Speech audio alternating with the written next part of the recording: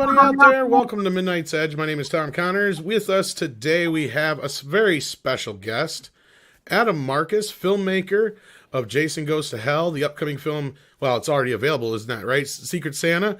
And also a new upcoming documentary, I should say, that we're going to take a look at here in just a moment. But I also want to welcome Greg as well from Fanzine. But hello, Adam. How are you doing today? And thank you for joining us here on Midnight's Edge.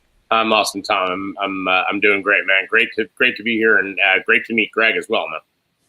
It's great to meet you, Adam. I'm looking forward to this. Awesome, dude. Yeah, and if you haven't already checked it out, we have a great interview with Adam that we did a while back. That's all about Jason Goes to Hell. We suggest you check that out afterwards if you haven't already seen that. But today we're going to talk a little bit about that and all kinds of other things like I just mentioned. But first and foremost, let's take a look at what you got coming up here. This is what really got me excited, and I'm glad to be a part of it. And I know this film is very controversial, but we're going to get into this documentary trailer right here, and this will help explain what you're up to a little bit and kick off our conversation as people start to file in today. Here we go.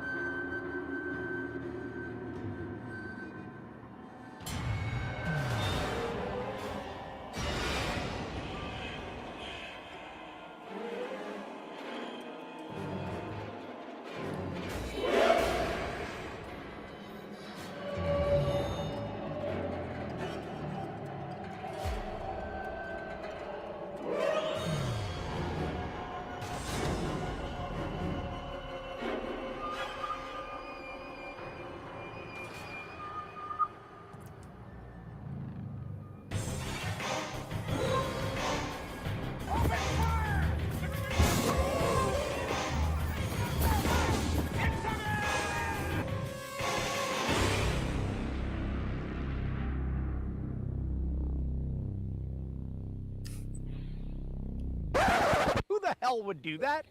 No, seriously, you're not even 10 minutes into the damn movie and they blow up Jason freaking Voorhees? Are you freaking kidding me? I mean, the guy I came to see stalk and murder the heck out of everyone in this movie. What the what? And then they gave him a backstory? Why does Jason need a backstory? Hey, he's got a hockey mask. What more backstory do you need? And why did they misspell Voorhees on the damn mailbox? And why is there a guy strapped naked to a table getting a death kiss? From another dude? And why did they let some 23-year-old film school idiot direct it? All good questions. And over the years, you might have heard some answers.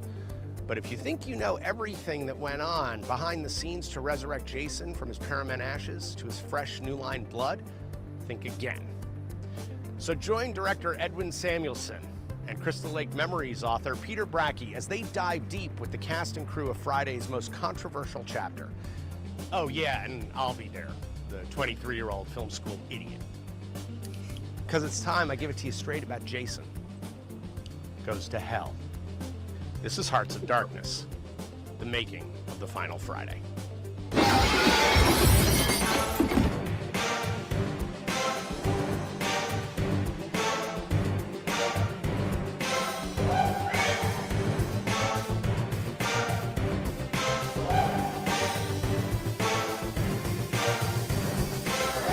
So yeah, that familiar face on the screen you see there is one and only Adam Marcus, who is with us here today. It's a great pleasure to welcome him back here to Midnight's Edge. And this documentary, I tell you, this made me very excited when I first saw this, and I'm going to share the link for everybody who wants to get in on this still. This documentary, tell us a little bit about that right away. What got you into this, Adam? Well, here's what got me into it. For about a decade now, really ever since the audience got so super divided on this movie, I've been asked by a bunch of fans if I would make a documentary about it, because if you remember, the Crystal Lake Memories documentary, which is terrific, the problem is they cover so many movies. And even though that film is like 6 hours long, because there are so many films in the franchise that are covered in that film, well, they can only spend 20 to 30 minutes per movie. So there's not a lot said about Jason Goes to Hell. And quite frankly, Sean Cunningham was so involved in that documentary. And I think he wanted less talked. He wants it less talked about than anything else. So, and we can get into that. So anyway, I've been asked for a long time to do this. I had a couple of people bring me an idea years ago to make it, but they really didn't have an idea of what the story was. They just wanted to do like a behind the scenes of the movie. And I was like, well, we've seen that. There's lots of written about that. There's a lot of stuff that's just sort of, oh, here's some cool anecdotes. I didn't want to do that. I'm like, we need a story. There has to be a reason to make this documentary. Anyway, I blew it off for years. And then a year and a half ago on my birthday, two fans, this is crazy, two fans created a Jason Goes to Hell, the Final Fan Group page on Facebook. And I thought it was like the sweetest thing ever. By the way, great shot. I love that with the demons. It's awesome. Yeah. One of the cut shots from the movie is so good. Anyway, they started this fan page, and I thought that was really nice. And then suddenly, within a couple of weeks, the thing had a couple thousand members. And all of them were asking for this documentary. So I was like, okay, well, look, if I can get the fans excited enough that they will actually fund the documentary, then I will put my production company behind it and find a director and find, all the elements and sign everybody up to do this thing and go out to all these wonderful actors and filmmakers and get them involved. Well, we started an Indiegogo page, and lo and behold, we were financed, which was crazy. And so much so that we're still up on Indiegogo a year later because we're on the in-demand section now. So we're still funding, which allows us to do more animations, which allows us to do all this other cool stuff. Anyway, I said, yeah, I mean, if fans want this movie, look, I made Jason Goes to Hell because I was offered the movie. Let's be honest about that. But I made it as a fan. And I know there are people who hate Jason Goes to Hell. I got it. I know. There's not enough hockey mask, which seems to really be the complaint. Oh, and there's a backstory for Jason. Goodness, no, not in the 9th movie. Let's not have any origins of the lead character, who's had literally no origins except he was a little boy and he drowned. The end. So for me, I kind of went, I want to tell more than that. So here's the thing. The fans that love this movie are owed an explanation. And because I've never been able to do a true director's cut of the film, this will give them more insight into what I was doing, why I was doing it, and what that film might have looked like in a final form. So, that's really what we're trying to accomplish. What's incredible is how quickly I got everybody to respond. And the number of people that are in this documentary, as I said earlier, I mean, we've already shot 29 interviews. We just yesterday got Michelle Clooney on board. So COVID actually gave us a little bit more cushion. I mean, because we couldn't shoot during that time. We had to halt production. But COVID actually gave us time for me to reach out to more people and have long conversations and get them to understand what we're trying to do with this. So now the film has a story. I found a marvelous director in Edwin Samuelson, who, if you've watched the Scream Factory box set, he directed almost all of the little mini docs that are in there. He shot me in my home for my portion of that. Shot me here, and that's when we met. And I was like, dude, you're awesome. You should be doing more than just, extras on other people's movies. You should be making a film yourself. And he had brought me a project that he really wants to do that Skeleton Crew is helping him with now, which is fantastic, not connected to cinema. Well, it is slightly, but it's more about corruption in the New York City Police Department in the 1970s. And it's fantastic doc. And so we're working with him on that. And then I was like, Eddie, you want to make a feature about Jason Goes to Hell? And he loves the movie. He's like a ridiculous fan.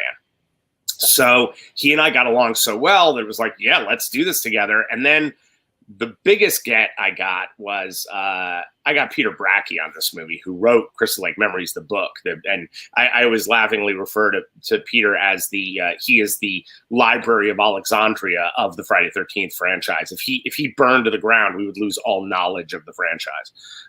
So he's our historian, and he did all the interviews, including mine. And my interview alone was 12 hours in front of the camera. So yeah, so we get into all of it. Oh, there's my boy. There's yeah, and I mean, and there's a few things you get into in our interview as well, and that you brought up that I want to talk about is a little bit more too. Sure. And you brought up Sean Cunningham already as well, and one of the things that you told us in the interview that his story is a little bit different, but honestly, I mean, I guess the proof is kind of in the pudding when it comes to Jason Goes to Hell. He said, whatever you do whatever it takes to get that fucking hockey mask out of the movie. Sure did. Day one. It was the only instruction I was given in order to write and direct the movie. And what's incredible is he loves to play this as though that's not true. Here's the thing, and the way I put it, because I don't know if you guys have seen, he's done several of these moments at conventions where now he goes to sign autographs because he lost the rights to the franchise to Victor Miller, and let's hope it stays that way, quite frankly. Here's the thing, Sean has gone on record, and I've got him on tape saying, Adam Marcus is a fucking liar, and those are his words, not mine. That's crazy. It is crazy. And I got to tell you something. What's wild about that is, okay, so let's cut back to that moment in time. I had just set up my first movie at Disney for Sean, which was Johnny Zombie, which ended up being called My Boyfriend's Back. Love that movie. What? I love that movie. That's awesome. Thanks, man. I workshopped that all during college with my best friend in college, a guy named Dean Laurie, who wrote Jason Goes to Hell with me. He's an amazing guy. He's actually now one of the heads of the new Harley Quinn show for DC. He's just a brilliant guy. Anyway, so I just set that up. They were going to make that movie for like $8 or $9 million. So there's no way I was going to get to direct that at Disney. Look, I set it up when I was 21. So I turned 22 just as that deal was inked. And I went to Sean and said, listen, you promised me a movie. What's the movie? Like, what are we going to do? And I said, I just made you a ton of money. And he said, you know what, Marcus? You know what your best attribute is? I said, what, Sean? I was waiting for the insult. Well, you're the world's biggest nudge. I was like, great. Thanks, Sean. What's the movie I'm making? So he says well, New Line's going to pick up the rights from Paramount. Paramount's giving up the rights to Jason, and New Line's going to pick it up. By the way, I should have heard that at that point when he said they're going to pick up the rights to Jason. That should have been my big warning. But I said, okay. He said, if you can get the fucking hockey mask out of the movie, I'll let you write and direct it. By the way, if I sound like the Penguin when I do Sean's laugh, it's because he's the Penguin. He's actually this. That's not a bad rendition of his voice. It is pretty close. Yeah, it's the voice of my nightmares. Anyway, God, that photograph, it's so extraordinary how they captured that moment, because Sean, that might be the most genuine moment of kindness I think I've ever seen him have. So anyway, I went off to write this movie. So here's the thing. If Sean had told me, let's take Sean's word for it, right? Let's say that I said, I'm going to get the hockey mask out of the movie, Sean, right? So now I want you to imagine I'm 22 years old. I'm standing in the office of the 50-something Sean S. Cunningham. I think it's 53 at the time. He's the creator of the Friday the 13th franchise, the House franchise. This guy is a known commodity, right? And I tell Sean, listen, Sean, I don't really care what you want to do. I'm going to get that goddamn hockey mask out of the movie. I'm going to blow Jason up in the first 8 minutes. And Sean said, whatever you like, Adam, sure. I mean, you're the boss. Okay, so that makes me the most powerful 22-year-old to ever take breath. Or the other version is that Sean told me to get the hockey mask out of the movie, and I said, whatever you want, boss. And I went and did my job as a 22-year-old filmmaker lucky enough to get his big break. So either way, I'll take Sean. Sean, he can have either one of these choices. Either Sean is a helpless eunuch who is weak-willed to the fury of a 22-year-old child, or Sean told me to get the hockey mask out of the movie, and I was following orders, and he's a fucking liar. So those are his two choices. I'll take either one. Either I'm incredibly powerful, or I'm a good guy who did the right thing and did what I was supposed to do as my job. So again, I will take either one. It's Sean's choice. Right.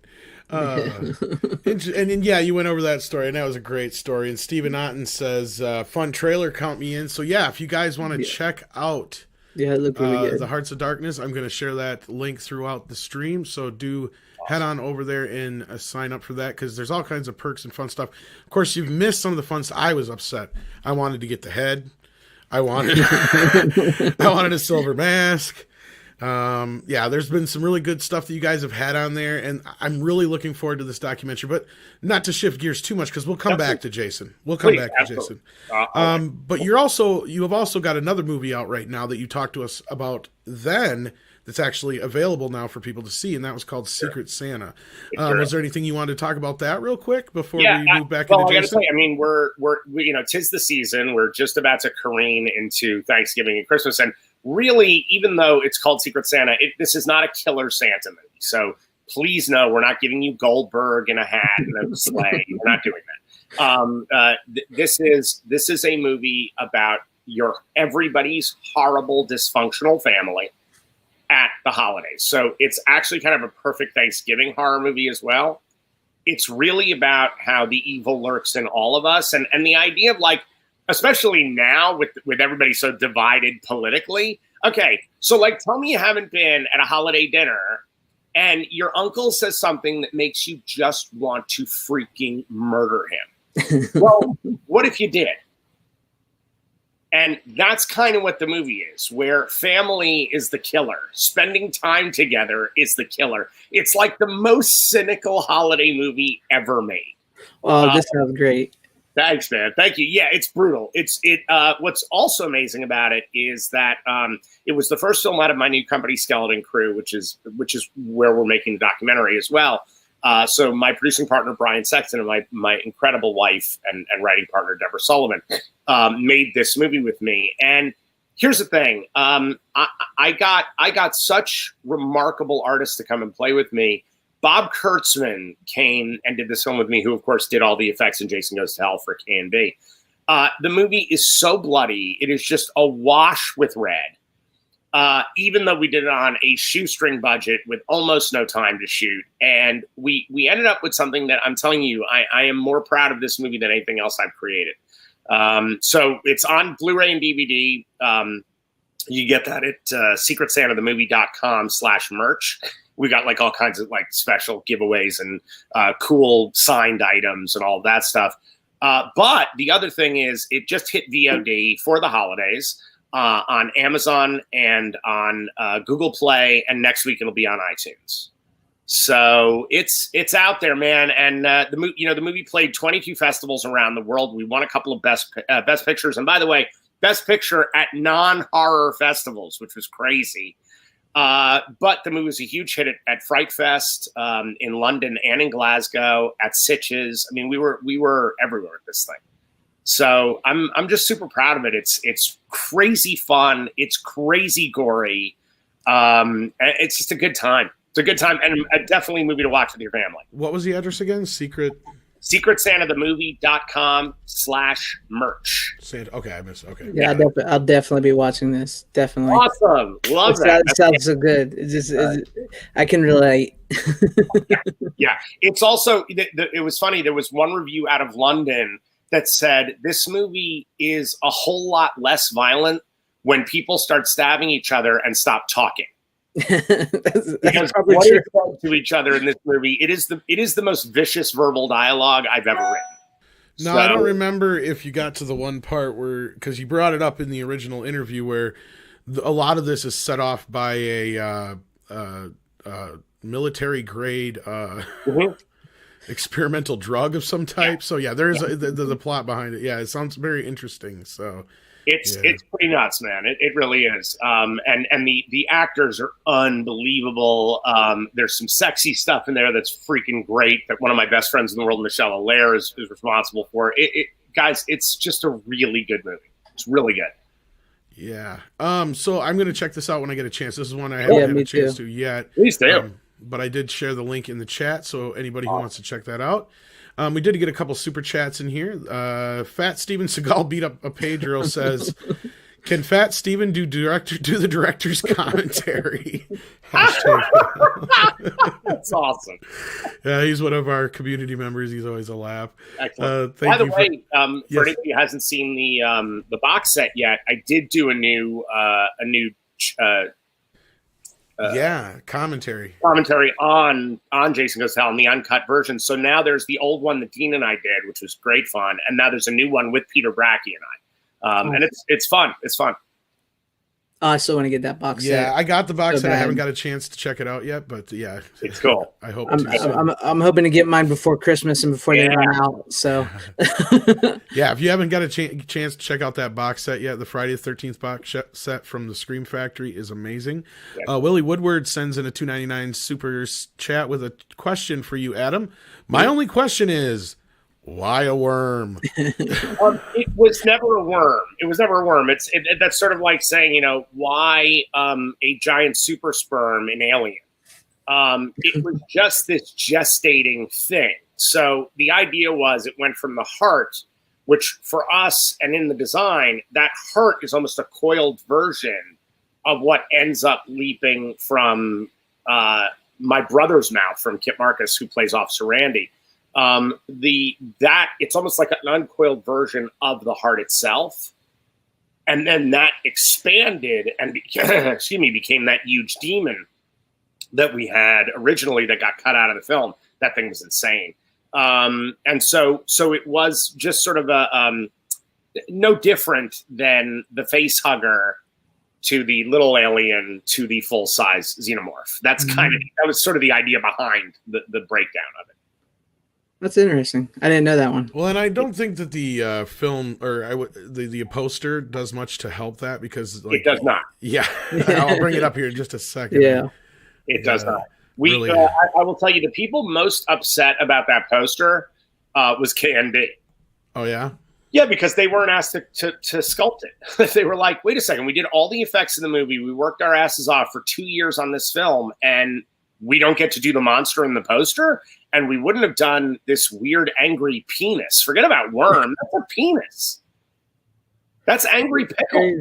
It's true. I don't think it helps much that the in the unrated version, when you've got this shot of it going between the legs either.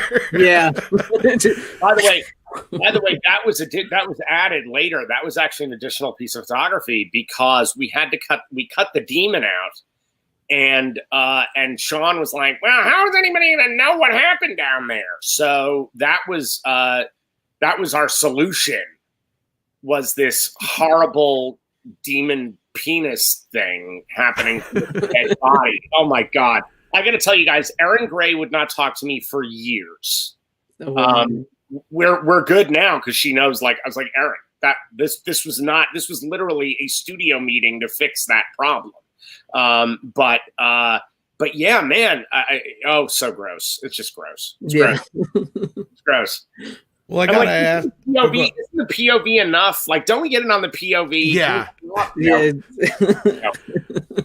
I gotta ask you though, while we're on the subject of the unrated version, I got a buddy who actually was the one who donated the original Jason Goes to Hell magazine for me to scan, that I sent to you, and was a lot of help in our original interview. Mm-hmm.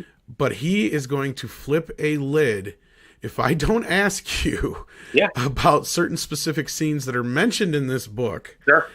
One specifically is a scene with the sink, and some other deleted scenes, and that's something you've talked about is another version that you've wanted to do at one point. What are some of the most famous cut scenes that you guys filmed that didn't make it, including any that we may not have ever seen before. Well, I mean, look, the scene with Jonathan Penner, John Penner, I don't know if you guys know him by name right away, but he's a remarkable guy. He wrote The Bye-Bye Man. He's an actor, but he's also a screenwriter. He wrote The Bye-Bye Man for his wife, Stacey Tidal, who directed that film. And Jonathan is, he's quite an incredible actor. He's one of the leads of Amityville 92. He wrote and starred in The Last Supper. Anyway, Jonathan was my first choice to play Stephen in the movie. I met him way before I met John D. LeMay. And so John Penner, he was going to do it, and then New Line bumped us 3 months production-wise, and he already had another job, and he couldn't get out of the contract. So he had to drop Jason Goes to Hell. But I said to him, I said, John, I got to get you in the movie. Like, you got to be in the film. So we had this character, David, who was Vicky's boyfriend. And there was a scene, because remember, Vicky had the baby. Vicky was going to take care of the baby, right, from the police station on. Well, she brings the baby home. David, her boyfriend, comes over to he's cleaning up after work. And one of my rules about Jason Goes to Hell was that I would have as much male nudity as female nudity. So Jonathan was going to be the guy to take a shower in the middle of the movie, right? By the way, the difference between men and women on nudity is very specific on set. Women, you're like overly careful about. You have to really make sure everything is safe and everybody leaves the set and there's very limited crew and you're respectful. Dudes in nudity, like the whole crew is there. He's taking off his pants. Just gonna let it all hang out. I don't even have a lens on yet. Would you stop? Your pants, my man. So anyway, Awesome. Josh, who now has Jason's essence, Josh comes into the place and he's looking for the baby. Vicky and the baby have left. The only person left is David. David goes to stop Josh. Josh takes David's face and slams it into the sink mechanism, breaking his face with it. Okay. Wow. And it was this really kind of fun, great, brutal, quick kill.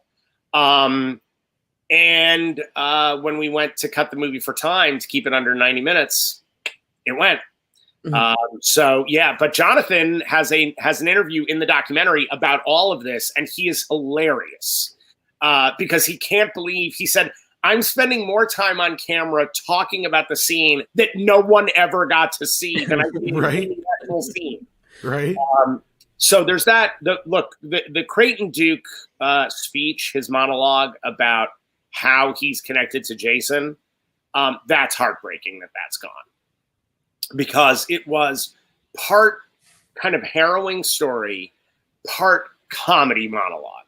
Because Stephen Williams is so good, he's so freaking funny that he created this whole. Oh, by the way, that's him in his first jacket. That's before I pulled that jacket off. I remember you making a big deal out of this picture when I sent it to you. Yeah, that's the gray coat. That's the gray coat. I got rid of it. It looked like it came from a dumpster. I was like, what are we putting him in? And that's when we went for the black duster.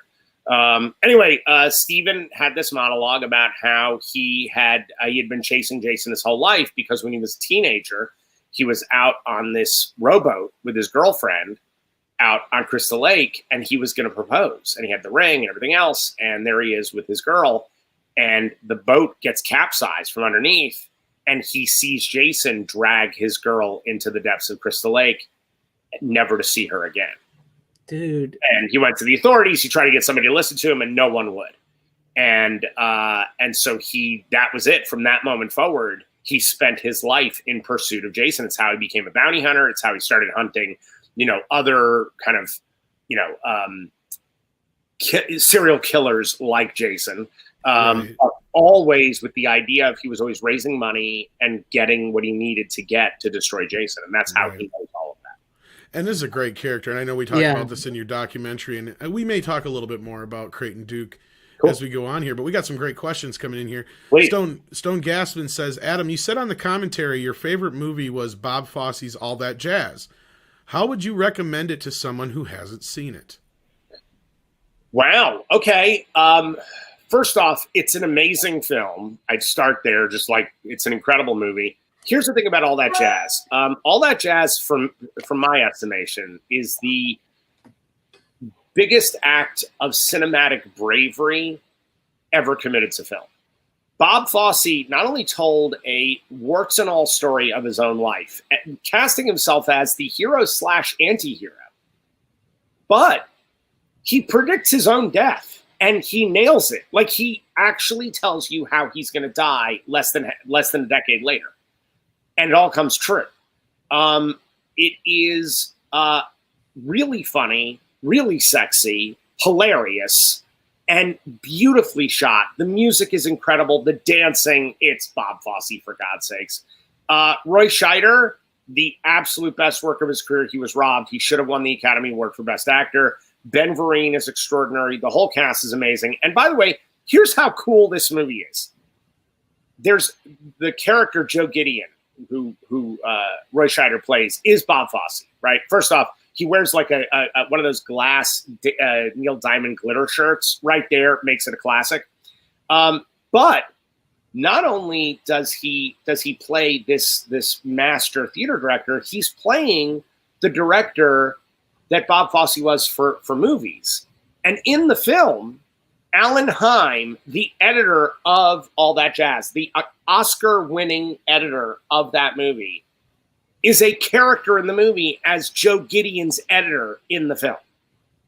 Come on now. Like, it's the true beginnings of meta filmmaking and an act of daring do. Like, there's never been a braver filmmaker than Bob Fosse. Well, and I will say this, Fosse is almost single-handedly responsible for a lot of Michael Jackson's moves as well. Oh, you bet. He was a huge influence on Michael Jackson. You bet. And by the way, and Paula Abdul and Janet Jackson, if you look at the Paula Abdul video for Cold Hearted Snake, it is a tribute to Fosse, to All That Jazz. It's literally a scene out of All That Jazz that she's paying homage to. So no, there is no modern dance on Broadway or in any theater, quite frankly, without Bob Fosse. Without, he gave us a new encyclopedia of choreography.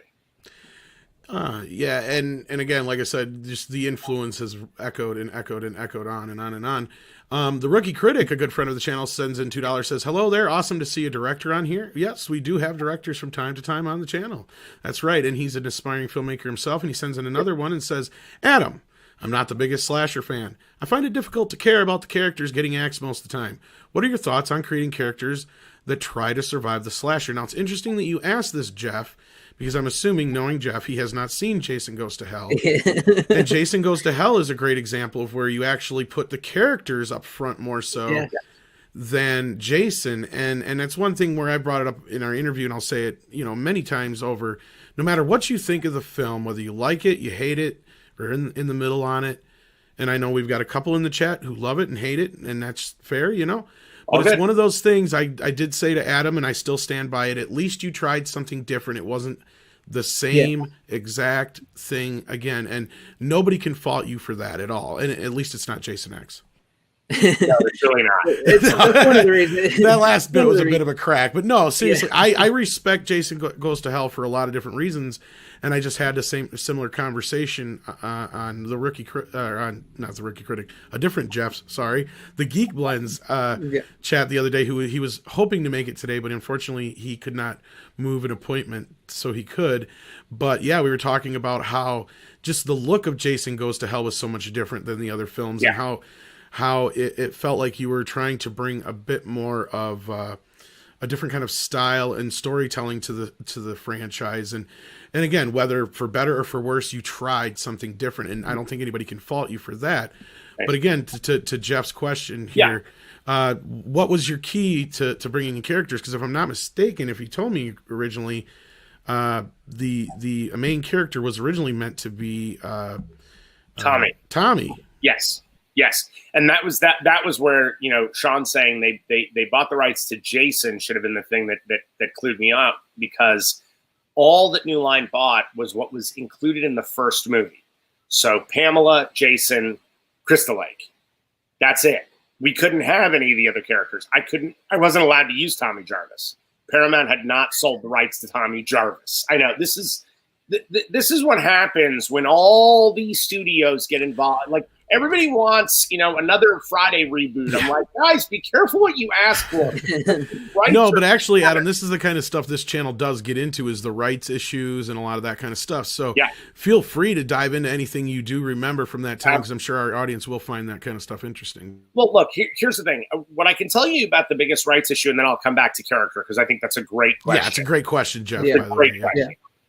The reason why the thing I know about rights is this: Sean Cunningham uses a Writers Guild loophole, very cleverly. And when you're a young writer, you think it's the coolest thing that anybody could have done for you. As you get older, you start to realize, son of a bitch, he was trying to steal our copyright. So here's what happens. In the Writers Guild, let's say I sell a movie for $1 million, right? I sell the movie outright. I write a movie, studio pays $1 million for it. They go shoot the movie. I do not get my Writers Guild insurance from that $1 million. I cannot get my insurance. I don't qualify. Now, let's say I do a $40,000 rewrite on somebody else's movie. I get my insurance because I've been hired as a writer. If it's a sale of literary material, no insurance. If I get hired, then let's say I write an original script for 40 grand, but I'm hired to write that script. Well, then I get my insurance. Here's the rub. Sean says to a young writer, hey, listen, I know you need your insurance. I know that's really important for you. So look, here's what I'm going to do. Even though you've written this thing, I'm going to buy it from you as though I hired you to write it. Then I will pay you and you will get your insurance. Now, as a young writer, you're like, oh my God, you're the best, Sean. Thank you so much. He's trying to buy the rights to the project, and he's trying to lay a paper trail that says he's the guy who came up with the material, even though that's not true. That's crazy. So, right. So this is part of the argument that Victor Miller is going with. I assume I was not in the court, so I can't say to it, but I would assume, because I've seen Sean do this, I can assume that's what he did. And it is he is trying to say that he hired Victor to write this movie, when in fact Victor says, no, I had a screenplay that I wrote that you bought from me and put the title Friday the 13th on it. Right. Friday the 13th, the title was always Sean's, because Sean never heard a John Carpenter idea he didn't steal. So he wanted to have Friday the 13th to be the next Halloween. Okay. Here's the thing, guys. Remember, Sean Cunningham made a movie about a mother in so much agony about the death of her child that she murders all these camp counselors. Okay, that's what he made. He made what do you call a pot boiler about that. Okay, what he really did was he took the plot of Bay of Blood, okay, which Victor Miller had very much copied, and then he threw in some Carrie for the ending, and slap Friday the 13th on it. By the way, a little bit of Psycho, reverse Psycho. All good things, all good. Like, none of that is bad. I'm sorry, cinematic larceny is not bad. Quentin Tarantino would not have a career without cinematic larceny. So I can't fault Sean for saying, I'm going to take 2 from column A and 3 from column B and make a movie. Great, I get it. Here's the thing, though. When Paramount came to him to make the sequel, to make part 2, which Sean was going to do, they wanted to make a movie about the kid from the lake. And Sean went, what? That's idiotic. I wanted to make movies about the unluckiest day of the year, not some kid in a lake. The kid in the lake, that's a dream at the end. So then they give Sackhead Jason. Sean says, I'm not directing this piece of shit. I'm not doing this. Because Sean wanted, just like John Carpenter, tell tales of a day. Like John Carpenter didn't want to make Michael Myers movies. He wanted to make movies about Halloween. Halloween movie. It's why Halloween 3, whether you love it or hate it, it's the only true John Carpenter sequel to those movies, even though he didn't direct the film. He wrote it. He produced it. He made that movie because he wanted to make movies about Halloween, not movies about Michael Myers. That's So a perfect plug for our other interview with Tommy Lee Wallace. But anyway, well done. And Tommy Lee Wallace rocks, by the way. yeah, he's Yes, awesome. yes. He was amazing. Yes. Fucking awesome. So here's the thing. That's where that all gets trapped. And look, by the way, it's why Sean hated The Mask. He hated The Mask because he had nothing to do with The Mask. He thought the hockey mask, he thought that Sackhead Jason was imbecilic and quote unquote said, "What is this, Elephant Man, the horror movie?"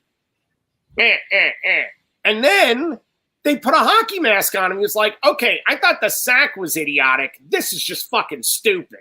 Quote unquote. And I was there. I was there when he said this stuff as a kid. Wow.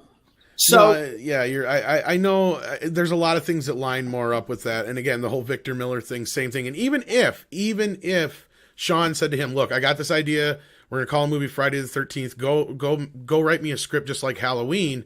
Victor is still the one that came up with everything that's in that script. Absolutely. Yeah. Absolutely. And there are scripts that are marked before the time that Sean hired him. That's the problem. That was Sean's mistake. There Right. are dated scripts that predate when Sean hired him. And that's probably a good bounce off point is the original characters in Friday the 13th are what made that film so great. And then we get to your film. So what did you feel going into it? Speaking of characters, getting back to the rookie critic's question about characters in horror films. Well, here's the thing. There's a quote in the movie that the Creighton Duke has, and it's an Easter egg that we put in there very much on purpose because of the inspiration for the film. So the quote is, I'll get you the mask, the machete, the whole damn thing." Okay? Which is a Play direct on Jaws, yeah. It's a play on Jaws. It's a play on Quint. And honestly, Creighton Duke was our Quint. Okay? That's who he was. He was Quint. Great. Why did we do that? Because Jaws is in one of the first slasher movies, except Jason is played by a shark. And Sean Cunningham would always talk about this to his credit. He would always talk about, we're making a shark in the water movie. Okay? Now, by the way, the first movie, the first Friday the 13th, is Jaws. It is a shark in the water. Anytime you go outside, anytime you're alone, anytime you're swimming in those waters, the shark's going to come up and eat you. Okay? What's great about Jaws, not the first Friday, but what's great about Jaws, you care so much about Chief Brody and Quint and Hooper. You care so much about those three men that you spend more than an hour with them where nothing is going on except there's a shark in the water. And you're thrilled. You're excited. You're terrified. You're on the edge of your seat because you love those three men. You love them. Okay? Mostly Brody because he's got a wife and kids that he cares so deeply about. You care about the island of Amity, even though most of it is covered with assholes who don't want to shut down the town. Right? You care about these people. Even Murray Hamilton is the crooked mayor. You care about that guy. He's a prick, but you care because you know him. When we went into Jason Goes to Hell, my response to it was, okay, here I was 22 when I started writing the script. And I said, look, we have to have characters that represent the audience that grew up with these movies. I was a little boy when Friday the 13th came out, like really a little boy. I was 11 years old when that film hit theaters. And I had seen it before it went to theaters because Sean would show it to us, which shows, where his brain is at. So I knew these movies chapter and verse. Well, I grew up with them. Now I'm in my 20s. So I said, why are we still making movies about 15, 16, 17, 18-year-old kids instead of making movies about the kids that watch these movies growing up like me? So I wanted a town of people. I wanted it to be there's a group of people that are living their lives that think Jason is gone because we blow him up. Because let's be honest, guys, there's been over 100 murders in a mile radius. The FBI eventually gets involved. That's a serial killer, guys. Yeah. That's the way that goes. It's true. So idiotic. So here's the thing. We blew up Jason. The town thinks they're safe. Now we meet these people in this town. Now, again, I wanted it to be Tommy Jarvis, which made even more sense. Yes, I would have loved that. And Right? And so, like, to your point, like when Steven picks up those hitchhikers that are going to the camp, you actually do kind of care for them, especially the one girl that's kind of crushing on Steven. Yeah. So when she bites it, you're kind of like, oh, that sucks. I liked her. Yep. So you do feel a little bit more for these characters. Absolutely. And here, look, part of it is also, one of the things about most of the Friday the 13th films and most slasher films in general, they usually make it about horrible teens. They're usually assholes. Okay. Yeah. They make fun of each other. They bully each other. They do all kinds of shit. Then you get a guy like Shelley. And the reason why everybody remembers Shelley from part 3 is because Larry Zerner plays such a sweet guy. He's such like a nerd and just a nice dude that you're upset when Shelley's gone. Well, no kidding. The more you spend time with these people, the more that they're real people and not just paper cutouts. It's sort of the Michael Bay Platinum Dunes version of casting now. It's like, who's hot? Well, you know what? You know why we love the kids in the van or in the bus, in the VW bus, in the Texas Chainsaw Massacre? Because that is a motley looking group of kids. That is real busload of kids. Yeah, they're real. Right. And you go, I went to high school with people who look like that. So suddenly you're connected. So for me, I wanted to populate the town with I wanted to populate Crystal Lake with these people that are real people that you feel like you recognize. It's why Joey B and Shelby and Ward are so important to the town. Like the people who run that diner, they're ridiculous and funny and charismatic, and they have relationships. They could have their own sitcom on their own. Yeah. I would watch the show with them. They were funny. And when the shark comes gliding in underneath them, you're like, no, not them. Don't kill them. Yeah. That's the point. Right, right. Yeah. So that's one of the reasons why I like Jason. I'm sorry. That's just one of the reasons why I like Jason Goes to Hell, because it does feel like a different Friday the 13th film. And that's why I like it, because you care about these characters. You're still getting Jason type murders, even though you're not seeing him. But it just the plot and the development of it, I thought it was an excellent setup, in my opinion. Thank you, man. Thank you. Look, I pride myself in that Jason Goes to Hell is one of the only movies. I don't know if you guys remember this. It's probably my favorite scene from this standpoint in the movie. But that little scene where John LeMay goes back behind the diner into that back room and he sees his baby for the first time and he touches her face, right? There's just this tiny little moment. And suddenly Ward is behind him, the son of the two diner owners, who Stephen went to school with. And he turns around, sees him, and they talk for a moment. And then Ward pulls out his car keys and throws them to him. And tells him to get the hell out of here. Go. Well, it's some character history in that moment. Yeah. Yeah. Yes, that is a great scene too. You know those two guys. And by the way, look, Adam Cranner, the guy who played Ward, was a friend of mine since we were 8 years old. Okay, so I've known Adam my whole life. And I hired him because he's an amazing actor. He's just a brilliant, brilliant, soulful actor. Here's the thing. A guy like Adam Cranner, that's a guy who gets teased or bullied in high school because he's overweight. Okay? When Steven has this moment with Ward, that simple little moment, you go, those guys were friends. And Steven was kind of the cool dude. And those guys were could have been nice to him at some point. Yeah, and he remembered it. And and that's great. You set that moment up. And speaking of LeMay, Mike Tochi has a great question here, and I'm going to try to get as many regular questions along with the super chat questions, guys, in as much time as we have here, because I don't want to keep Adam all day, because I'm sure he's got a lot of things to do. But he wants to know, what was your attitude towards casting LeMay in the film, since he was already in Friday the 13th, the series? Was there potential confusion? He's asking here. You know what? I wasn't really concerned about that, and New Line wasn't concerned. I will tell you this: Yaphet Kotto came up to play Creighton Duke at one point, and New Line wouldn't do it because he had just been in Freddy's Dead, and they would not have crossover between the two films. Like, they just wouldn't allow it. When it came to John, here's the thing: John is so talented. I wouldn't have cared if he was in 5 of the other Friday the 13th movies. I wouldn't have cared. The guy was so good. And, I had lost Jonathan Penner because he couldn't do the job at that point. And I was looking for somebody, and I saw a ton of guys, and just none of them, I just didn't jive with anybody. There was now Jonathan Penner would have been more sort of Bruce Willis from Die Hard. That was more kind of the way the character was originally. When John LeMay came on, he had very different ideas about the character. and really started to give him this kind of Hamlet-y kind of feel to him. There was this great tragic quality about John. He's got a sadness in his eyes, and there's something just like really kind of overwhelmingly dramatic in John's work. And I got to tell you, man, it was him being on the Friday the 13th series. What was great about it was I could go look at a lot of his work, and I just went, this guy's terrific. He's a good actor. And for me, that's what. Look, I cast Erin Gray in the movie not because she was on freaking Silver Spoons or Buck Rogers, even though that's a bonus. I cast her because when we sat down to talk, I connected with her in such an honest, real way. And I said to Erin before she said yes to do the movie, I said, Erin, listen, I'm going to make an assumption here, but I have a feeling that you've been hired mostly for your looks your entire career. I said, I'm not interested in you being a model in my movie. I'm interested in you being an actor.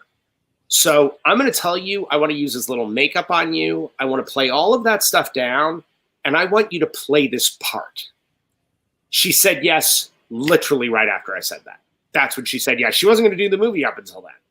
So for me, John was the best actor for the part. That's why I hired John. So I yes, there might have been confusion. I've never heard anybody be confused. I find people usually. I always thought it was kind of a nice little nod. Yeah.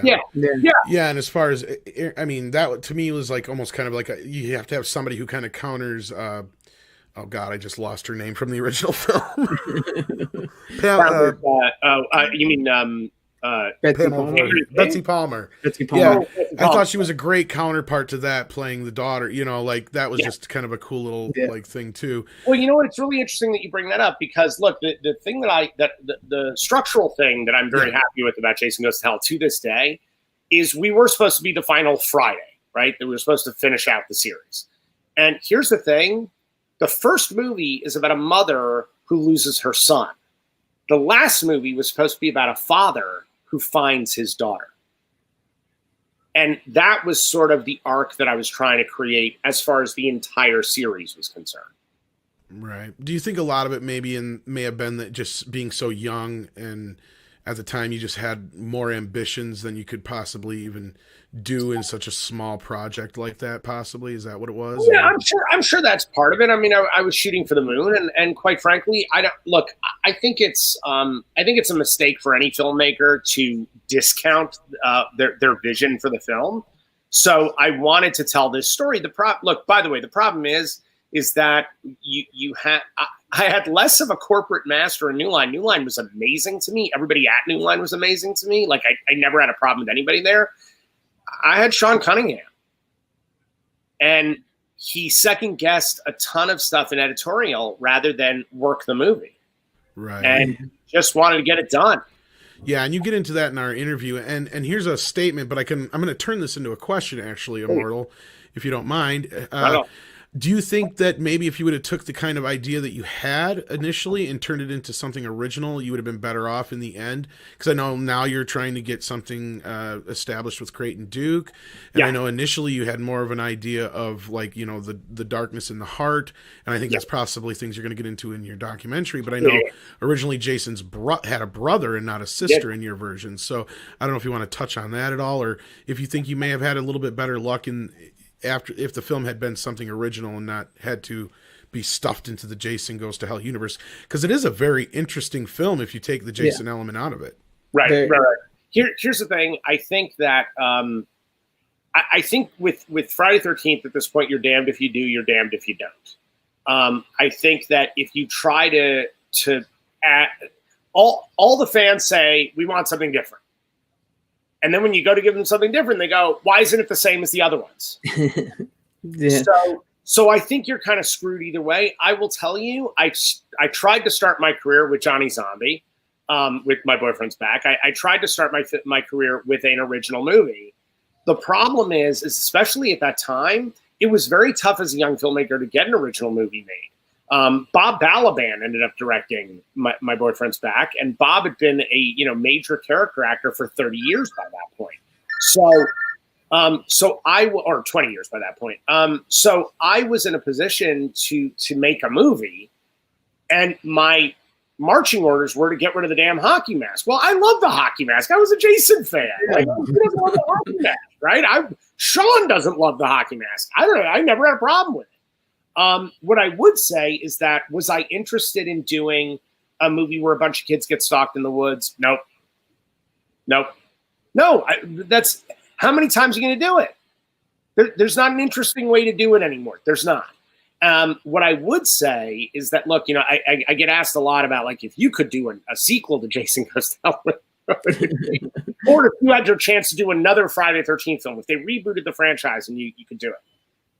What I would do, I would take Creighton Duke and a bunch of other badass characters, and I would bring in Tommy Jarvis, and I would have them hunt Jason Predator style. That would have been a movie I would love to see. I would do the First Blood version of Friday the 13th. That would be like awesome. Wouldn't that be cool? That would be so good. Like, that's a cool. And again, I would love to see a director's cut too. Yeah. Corey Feldman would definitely be on board, I'm sure. Yeah. And even if you can't get him, I'm sure everybody would settle for Tom Matthews, no problem. Or you could almost even use both of them. Yeah. No, I mean, I'm telling you, I think that that's a movie. Definitely. I think, oops, we wandered into Crystal Lake to go skinny dip. Oh, stop. No, but you're right. I think that's a great place to go with it, and it would be interesting to see. And it kind of goes along with a lot of the, even like the Halloween reboot we just saw recently, and the idea of bringing classic characters in, and again going to the whole character talk. The one thing about the best Friday the 13th films are generally the ones that have the best characters attached to the groups, like part 4 and part 6 are often brought up, besides certain other ones too. But again, and that's just because they have strong casts. I mean, look at part 4 alone. You've got Corey Feldman and what's his face from Back to the Future now, Crispin Glover and stuff like that. Well, by the way, guys, but remember this. Look, my thing is always, remember when Friday the 13th movies were scary? Well, they were scary when you weren't cheering for the villain. The minute you start cheering for the villain, it's not scary anymore because you're on the side of the bad guy. So it's why you make these disposable characters. It's why you make them idiots so that you cheer when they get killed. In the first Friday the 13th, in the second Friday the 13th, even in the fourth Friday the 13th, you're not on the hero. You're not on the villain side. You're on the hero side. Right. Yeah. And if you're with the heroes, then you're frightened of the shark. But the minute you're team shark, you're just like, go eat another one. That's what you're looking at. Which I understand. I get it. It's why the Freddy movies become less and less scary with each new one. Because the more wisecrack he is, the more that everybody's applauding every time Freddy kills someone. Well, now it's Final Destination. Now it's like, I just want to see the Rube Goldbergian version of this death. That's what you're excited about. You're not excited about the characters. You couldn't care less about the characters. Right. Jeff has another question here. Considering how Hollywood is these days, as well as the C virus affecting the film productions, what advice do you give new small filmmakers? And you have a production company of your own, so I'm sure you have a lot to say about this. I do. Look, my company is we're going overseas to shoot my next film, the next film I'm directing. And we have a remarkable new camp horror movie that we are producing in 2021 in the States. So we're going to shoot here in the United States. And by the way, I can't tell you specifically about that film. What I can tell you is that the movie is for people of size what Get Out was for people of color. So, and all takes place at a camp. It's amazing. I'm so excited about this. We have a brilliant new director, Kelsey Bolig, who she just won Best Horror Film at the Holly Shorts Film Festival last night. She's amazing, a brilliant young filmmaker. Anyway, we're making that in the States. We're doing that under a SAG contract because I only work with SAG actors. Here's the thing. If you make a movie with SAG actors in this day and age, you have to have all the protocols in place to keep everybody safe. Those protocols cost an insane amount of money. I mean, guys, insane. It's a full percentage of your budget at this point. The movie that we're shooting overseas, we are truly spending over $200,000 just in safety protocols. That's just in testing. That's just to keep everybody safe. Wow. What I would say to filmmakers right now, listen, the good news is there are 2 vaccines that look really good for the beginning of next year. We're being told that by the middle of next year, and I'm not talking about from the White House. I'm talking about, we're being told this in our production meetings. By about May or June of this coming year, more than half the U.S. population will be vaccinated. So that's amazing because we can close this horrible chapter of our lives. But what I would say to young filmmakers, get tested.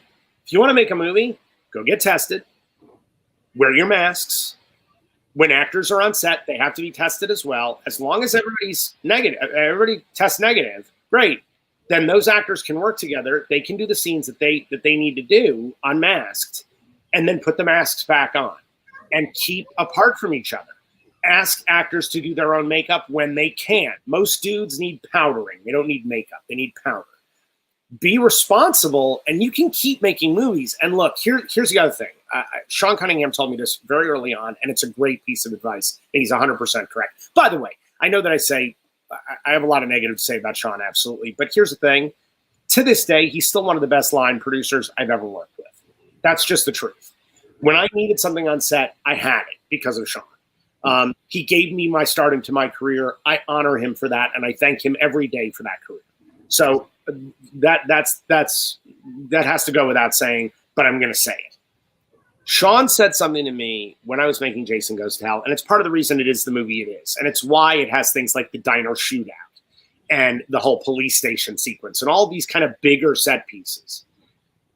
He said to me, Adam, you have to stop competing with the other Friday the 13th movies. You're not I don't care. You can't care about the other Friday the 13th movies because that's not your competition. You know what your competition is? Your competition is Terminator 2. The audience pays the same amount of money to see your film as they do to see Aliens. What are you going to give them that they can't get at those $200 million movies? What are you going to give them? You have $2.5 million to spend. What do you show them that they can't get in T2?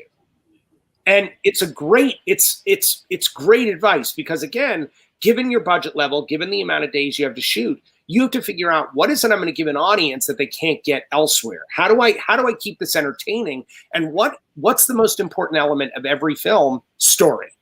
What is the story I'm going to tell?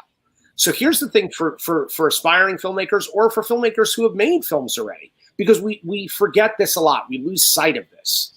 One, never make a movie about a story you don't care 1,000,000% about. Like, you have to love your material. You have to adore it. Every day you have to love that movie. And then go make your freaking movie. Like, everybody, look, Hollywood is famous for having lunches rather than making movies. It's a lot of people standing around posing for a picture that nobody's taking. Yeah. So be better than even we are by go out and actually make things. I got to tell you, man, when I was a kid, I didn't have a movie studio in my pocket. I do now. This is a movie studio, guys. Yep. There's a 4K camera in this. That's because it's unbelievable. You have a very tiny LED in your phone, okay? There is an editing studio. There's a sound recording studio. It's all right here. Shit, man, you can even do some effects on this. Yeah, you can do a lot anymore. It's crazy. And we bring that up all the time, how that's kind of the next step. If I was a filmmaker, if I was in college and I had this on my hip, oh my God, forget about it. I would have been making. If I'd had it in grade school, who knows, right? Yeah, right. And, I would have made like so many myself too. Right. We got a great question here for about Jason Goes to Hell.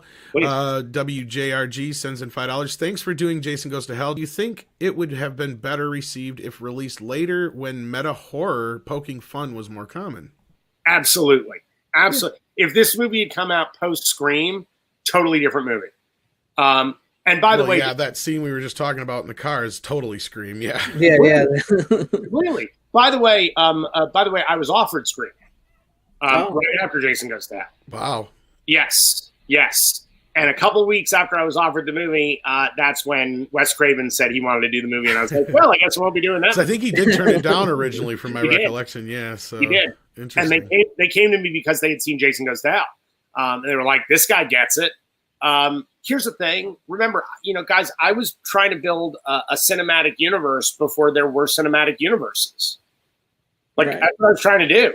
That's why, look, the Evil Dead is there. Freddy is there. I kept trying to shove all of these horror icons in because one of my biggest complaints about horror movies, and it's all of our complaint, is you watch people make these freaking stupid horror movie decisions in these movies. It's like that Geico commercial about like, go hide behind the chainsaw. Smart. Right, exactly. And here's the thing. My sense was, wait a minute, what if all the horror movies are in their own universe and nobody has seen these horror movies? That's right. See, I liken it to like a setup of a Universal monster interconnected thing. That's why when I watch it, that's one of the vibes I get out of it. Because to see the book, the Necronomicon, to see the knife that you used to kill Jason, how it's modeled off of the Kandarian dagger, and Freddy's glove. I mean, that's like, to me, because I'm a huge fan of the Universal monsters, that's what it felt like I was starting to get with this film. That's what I was trying to do. Absolutely trying to do. And by the way, go ahead. Sorry. Go ahead. No, please. I was just saying, we had a lot of people who want you to confirm that this is part of the whole Evil Dead thing. Because I know you brought it up in our interview. And again, here's another question here. Jason's body is the original. He wants to know, is Jason's body original soul and the Kandarian demon from Evil Dead living within, fighting for dominance in his body? Was that the original idea for this movie? Because you had brought up in our interview that Evil Dead had a huge influence on this film. It did. So I don't know if you want to bounce into that. Sorry. No, it did. No. I'm happy to. Look, when I was a kid, Evil Dead came out, and we couldn't see it in the movie theater because it was playing so few theaters. So a buddy of mine in New York got me a bootleg VHS cassette, which we all know, like they're all effed up and like they look terrible, which only made the Evil Dead more frightening. So we're watching it in our basement, like scared out of our minds. And when I came to the franchise, look, let's just take part 1 and part 2. That's it. Let's just take the idea of going from Pamela Voorhees as the killer to Jason as the killer. At the end of that movie, at the end of part 1, a tiny Ari Lehman, hydrocephalic-headed, drowned kid for 30 years jumps up from the depths of Crystal Lake and drags Alice down. 2 weeks later, part 2 happens. He's gained over 110 pounds of body weight. He's gotten clothes that fit him. He has somehow learned how to drive to get to Alice's. He's also learned how to read, because the only way you could find out where someone lived is by reading the yellow pages. He's carried his mother's head back to her place, murdered her, put her back in the car with mom's head, driven him back to put in his shrine back at Crystal Lake. Okay, anybody want to talk about the inconsistent? Like, I love when people are like, the timeline doesn't make sense. No, you're right. That does not make sense at all. And so, for my mind, I was like, okay, if Pamela Voorhees is so distraught, so broken up over her child being dead, wouldn't she look for any means necessary to bring him back from the dead? I mean, she's out of her mind with grief. She's nuts. So why wouldn't she turn to the darkness? And if you turn to the darkness, why wouldn't she get her hands on the Necronomicon? And I love when everybody's like, there's only one Necronomicon. Says who? Says who? That's right. Even Sam Raimi has said, like, it's everywhere. Yeah. Like time and space, all kinds of stuff. Exactly. We're going into H.P. Lovecraft territory. Exactly. So wouldn't Pamela Voorhees try to summon something to resurrect her child? Now, imagine you're Jason, and here you are, this handy-capable child at the bottom of a cold, dark lake, trapped, and you wake up, and you don't need to breathe, but you're stuck in this darkness for decades. And then one of the first things you see through those dark, murky waters is your mother at lakeside, right there at the edge of the lake. And you watch her get decapitated. Well, you would rage up and pull down whoever it was that tried to hurt your mother, right? So he pulls Alice down. But he's a little boy. He doesn't kill her. Great. Well, when he realizes he can come out of the lake, Now he drags his ass out, and he's full of this vengeance, this rage.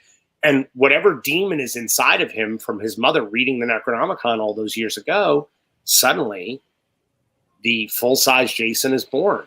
And now I believe if he gets shot, if he gets impaled, if he gets his head sliced open, I believe if Corey Feldman takes a machete to his face and turns him into hamburger meat, I believe if he gets a stake through the heart and lightning hits him a la Frankenstein's monster and he's resurrected, I'll buy all of it. Because guess what? He's not a little boy anymore. He's a spirit of vengeance. He's hell's assassin. He's the evil dead. Yes. Done. 100%. I love that. I love that. Thank you, brother. And that's why it's like. That's why it's there. So, and by the way, for anybody who likes to say it's not canon, fuck off. It's canon. Didn't even Sam Raimi agree with you? Well, Sam was the one who gave me he literally gave me the Necronomicon in the bag. Like, here you go.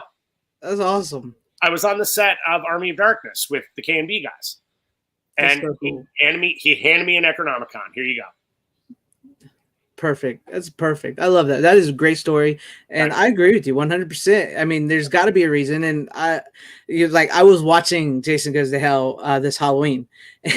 And my brother came in. He's like, what are you watching? Because it's like at the end. I was like, I'm watching Jason Goes to Hell. He goes, oh, that movie shit. I was like, whatever. I'm like, I like it. I like it. It's like you get the Book of the Dead. You get confirmation of Jason being this like ultimate Deadite type thing and all Freddy's glove. And he's like, none of that's canon. I was like, well, it's canon to me. By the way, it is canon, so fuck off. Yeah, that's what I say. And say that with a smile to your brother. No, he's like, but I'll watch it though. I mean, I like it, but no, tell him to get in here so he can actually hear Adam say it to it. No, I'm just kidding. But he's not here. Dude, I have no. Listen, by the way, I'm totally cool with anybody having an opinion about stuff. Here's the thing: the movie being canon is an opinion.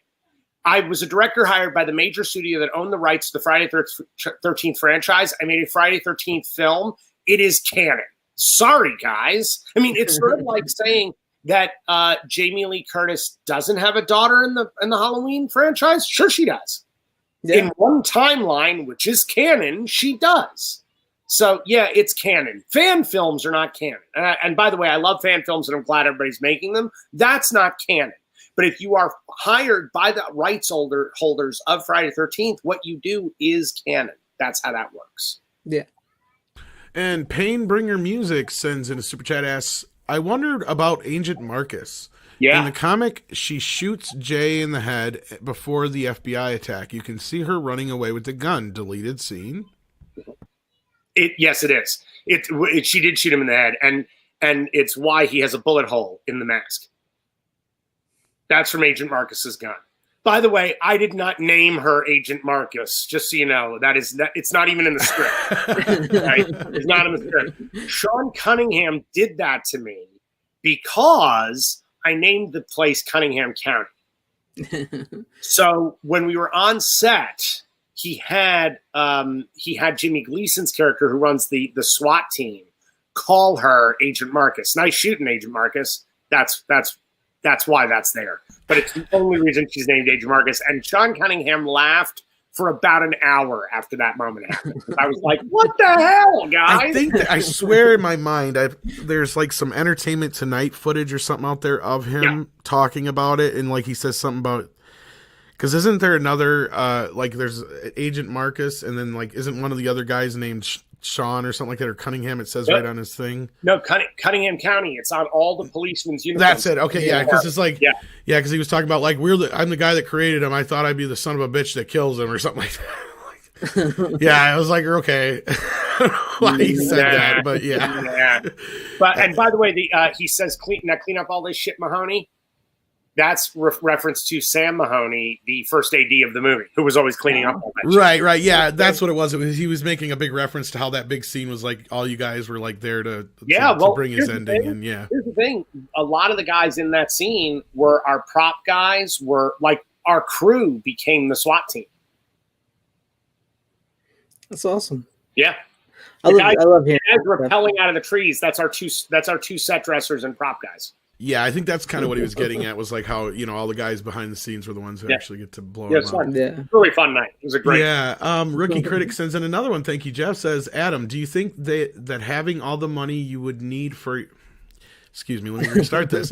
Do you think that having all the money you would need for your film would make a better product compared to being very limited in your budget? Sure. So I think what he's asking is, if you have more means, does that make a better film? I wanted to do an effect where Jason's mask started to reveal itself behind the skin of anyone who became Jason. That was originally, I had concept drawings for that, where you started to see like the mask actually, like the eyes started inset more, and almost as though the mask was emerging from people's faces under the skin.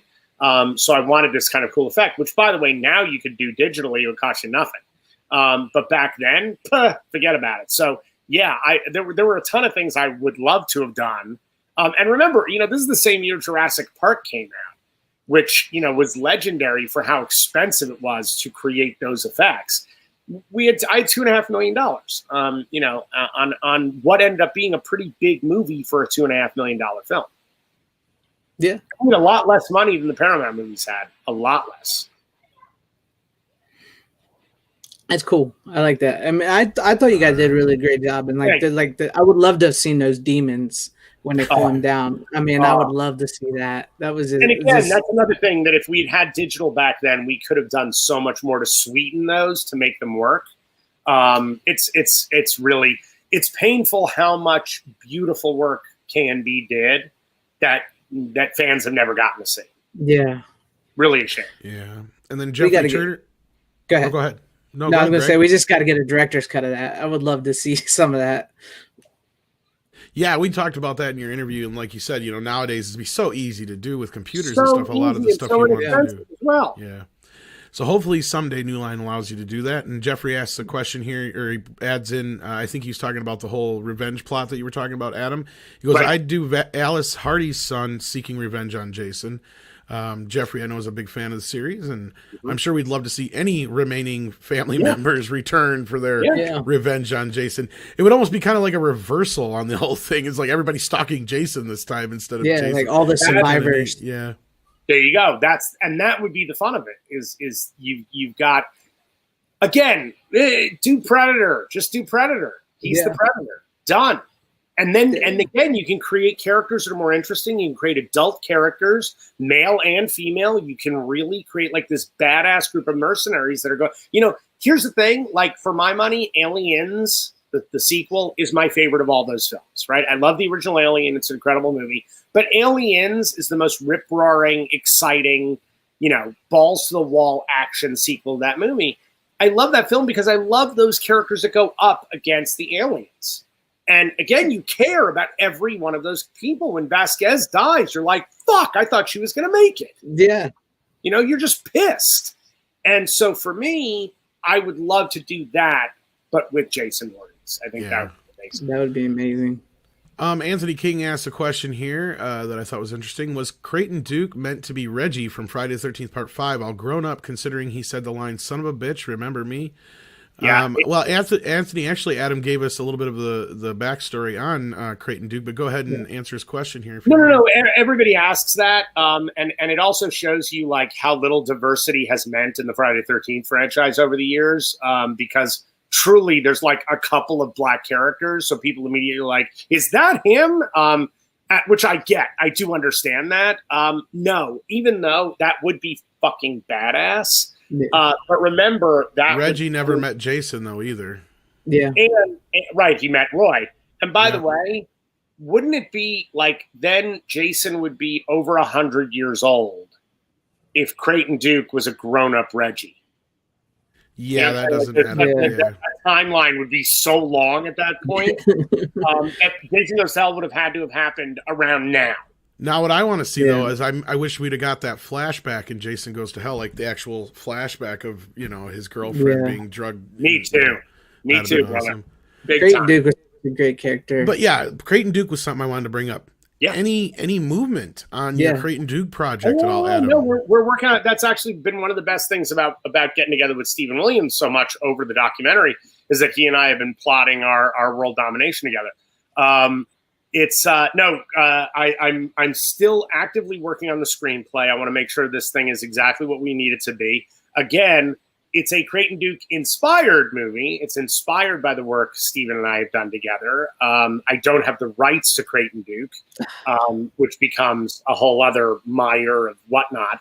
But I'm just telling you that a really badass defender of all things good who don't give a fuck about anybody or anything in the way of him getting his man is coming, starring Stephen Williams. So that's happening. And I will not stop until that film is in front of cameras. So that's gonna happen. Yes. Oh yes, I want to see that. That's gonna be awesome. Right now, the working title is Hell's Bells. That's cool. Yeah. Yeah. And it's gonna have nods to Evil Dead. It's crazy, guys. Yeah. Oh man, you get me all excited. I know. I would hope that you could work something out with New Line possibly to make that happen. But yeah, I know how rights issues can be a delicate and difficult situation. I see a lot of love in the chat for boy, I just saw it here for Kane Hodder. Tell us anything you can about working with Kane. Is there any interesting stories you got with Kane? Look, again, we just had Kane in front of cameras for the doc. He's, oh God, I just love that man. I really do. And Kane is one of those guys that just, he lives and breathes this character. That's the part of it that's so dismaying about what happened to Kane with Freddy versus Jason. Yes. Because Kane is no different than Robert Englund, and we saw what happened when they replaced Robert Englund, for that Nightmare on Elm Street reboot.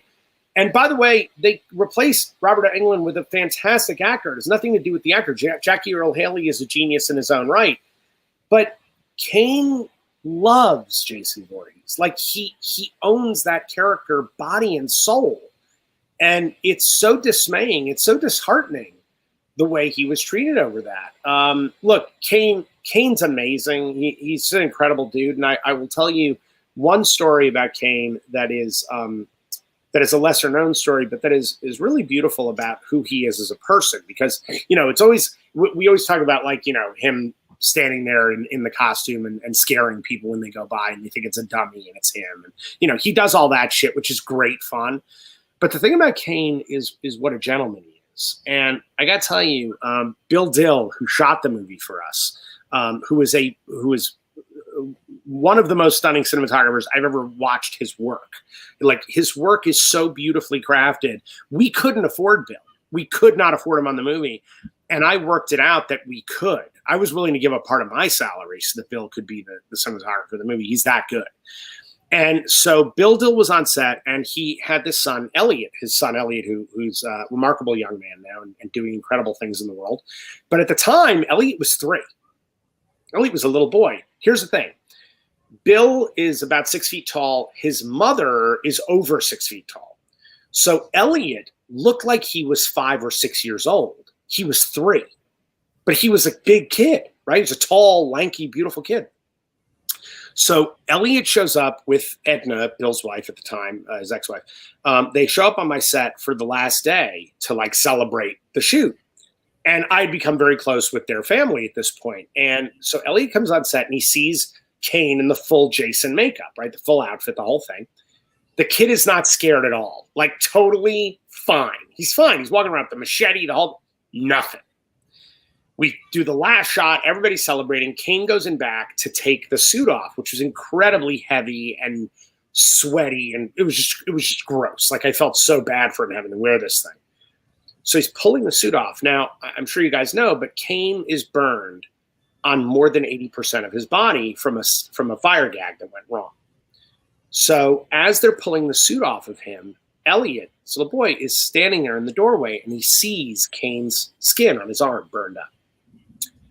And Elliot becomes frightened of that. And he gets scared. And Kane turns to him and says, "Oh, hey, no, it's okay. It's okay. Come here. So Elliot walks over, and Kane puts out his arm. He goes, you can touch it. It's okay. And so Elliot touches his arm, and he says, "See, it's just like yours. It just looks a little different."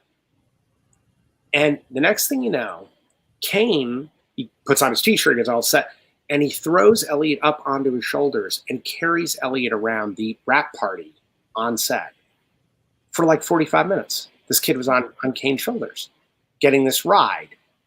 And the kid had no fear anymore, was completely unafraid. And I sat there and looked at Kane and just thought, man, you know, like, you're such a badass. All that's true. You got all the street cred in the world. But what makes Kane a remarkable actor and a great stuntman and coordinator is that he gives a crap about every human being that he works with. Every person around him matters. And there was a kindness in that moment that I was like, I will be friends with this man for the rest of my life, because that's the kind of quality person I would want to know. Oh, man, it just makes me even like him even more knowing that. Man, he's such a great guy, too. He's a great guy. He's a great man. He really is. Yes. No, I love Kane. I love Kane. And in fact, Kane will be showing up in Hell's Bells. Yes. That is going to be awesome. Man, see, you just get me more and more excited over this movie, Hell's Bells. I cannot wait for that. Love it. That's awesome. We had a question in here. I know you talked a little bit about it in our interview, but you were actually you wrote the earlier draft of Texas Chainsaw 3D, correct? Mm-hmm. Yeah. I wrote the movie. You wrote the movie, yeah. Yeah. I was just trying to say, because they basically changed a bunch of shit you did in it, and that's what I was kind of setting up. Yes. Because I know we talk in depth a little bit about it on our interview, but go ahead, and I know we don't have too much more time here for you, but Tony Movie wants to hear about your experience on working on that. Wow, that's a whole other interview. My experience on this is the shortest version of it possible is I had an incredible time working for Lionsgate. They were amazing. Once Lionsgate ejected the project to become what's called a negative pickup, where Lionsgate would release the movie, but they wouldn't make the movie. From the moment Lionsgate walked away from it, because the producer was such a maniac, the producer was so horrible to work with. Horrible. Unprofessional, nasty, terrible. It was one of the hardest jobs my wife and I ever had. And remember, we had to audition for that job. There were 17 writing teams that went in for that job. And Deb and I beat 17 other writers. And the stories of the way we were treated on that movie are so shocking that the producer of the movie had to be escorted out of the Writers Guild building because we had to go to trial over it. So Deb and I wrote that movie, and then the director, John Lusenhop, brought a friend of his on, Kristen Elms, to do rewrites. And the changes they made, Deb and I sat in the theater watching the movie with our mouths like on the floor. Like, I was like, why would you do this? Now, granted, by the way, we wrote a movie for Lionsgate that was a $20 million film. They made an $8 million film. So that's a big change in what we could pull off. I mean, guys, the third act of our movie started with Leatherface walking through a herd of 1,000 stampeding cattle while revving the chainsaw. And that was the poster. I was like, him coming through, stampeding cattle coming at the frame with his chainsaw going. Like, I'm sorry, that's so badass. The carnival sequence, he murdered over 12 people in that sequence. When he gets stuck in when he goes down against Bert Hartman.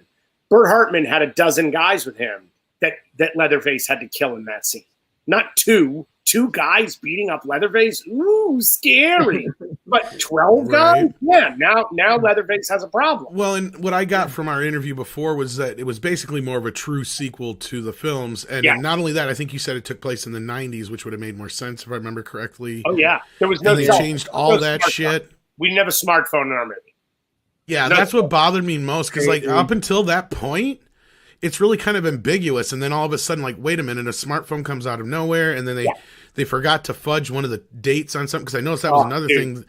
They screwed up the dates on a few things, and it's just like, Here's how you know, like, where our heads were on it. In the screenplay, in the main town square, there's a movie theater. Jason Goes to Hell was playing at the theater. because I was trying to make it 1993.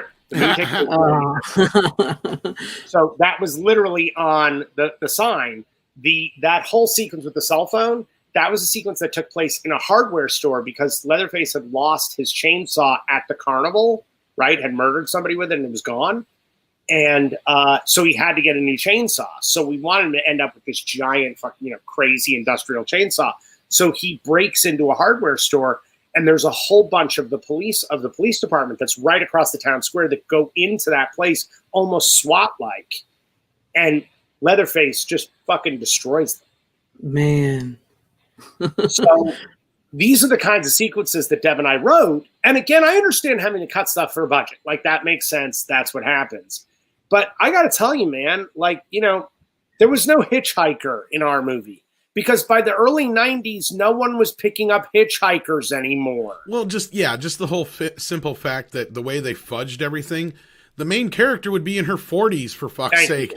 I mean, you've got all these issues that are just like, because the idea of taking it back to the original storyline was great. I liked it, and there were so many elements in it that I'm like, that I thought were great. And then I didn't even realize it until, we had first talked that you had written it, until just before our original interview, and going back and looking at it again. And I was just like, God, they had such an opportunity here to really revamp this and bring it back, because the Michael Bay reboot or remake or whatever was just too MTV. It was too, it didn't have what the original Texas Chainsaw and even the sequel had. And that was what Tobe Hooper brought to it. And that was the original film was the realism. And the second film was that tongue-in-cheek, kind of, we're going to have fun with this kind of thing. And I think you were kind of doing a good amalgamation of the two with what your original vision was probably going to be. It sounded. I can tell you right after we finished the second or the third draft of the script, Tobe Hooper called us to tell us that we had written the truest sequel to his original film, and he was including his own Texas Chainsaw 2 in it. Oh yeah, because that's the thing. You could really throw it in there as a trilogy with that film if they didn't fuck up all the timeline shit. Yeah. Or even if you want to do it as the true part 4, what have you. Guys, there was a sequence where Alexandra Daddario's character had to crawl through this sloth pit that was under the basement where Leatherface was doing all these murders, where he was still killing people, and the only people he was killing were the people who had murdered his family in the beginning of the movie. So he was systematically, remember that photograph, the photograph that's in the newspaper of the whole town, and they've got the chainsaw and they've killed that family. That whole thing, there's a poster of that image in the basement, and he's X'd out the people that he's killed. So there's a sloth pit under the house that Alexandra ends up having to crawl through to get away. And it became like this sequence almost out of The Descent, where it's getting narrower and narrower, and it's just filled with body parts and blood and sludge, and it's freaking disgusting to crawl out to go back up through the barn. So there was this whole sequence, like this claustrophobic, crazy, scary sequence of her trying to get away from Leatherface through this pit of just pieces. So that was the kind of movie we were making. We were making like this badass return to like guttural horror. And, they and they made the movie they made. By the way, we also never wrote the line, "Do your thing, cuz." That's. I think what they were really trying to do was fudge the line between the originals and the remake, and trying to cash in on the Michael Bay remake. And by the way, look, Alexandra was amazing. Like, she's a terrific actress, and she's beautiful to boot. That's fine. Yes, I'm okay with somebody gorgeous in the film. That's great. The thing about the Michael Bay remake is that it looks like an Abercrombie and Fitch ad. I'm like, where do I buy the clothes, guys? I mean, it's like a weird sort of model-y version of it. By the way, Jessica Biel's a fantastic actress. So it's not like they don't give good performance in that movie. Those actors are terrific. I just felt like everybody was more concerned about the makeup on the actors' faces rather than the makeup in the movie. So I don't really understand a lot of those choices. I really don't. I think that I do see a swing back to horror that feels a little more, especially in the indie world, that feels a little more like All of Us. that we are somehow now represented in these movies again. And I think that's why horror is sort of on a great incline right now, because it all feels a little more relatable. Right. But yeah, man, no, the what we were trying to do with this movie, what we were trying to do with Texas Chainsaw 3D was really bring it back to Toby's movie. It was the rawness of it. It's why, I was like, guys, you got to have the sliding metal door. Like, it has to be about that door. Like, that door is it's almost its own character in the original film. So I was like, I think you have to do an exact replica of that on the basement in the new house. And I will also say, we had an origin story for the family, for the Sawyers.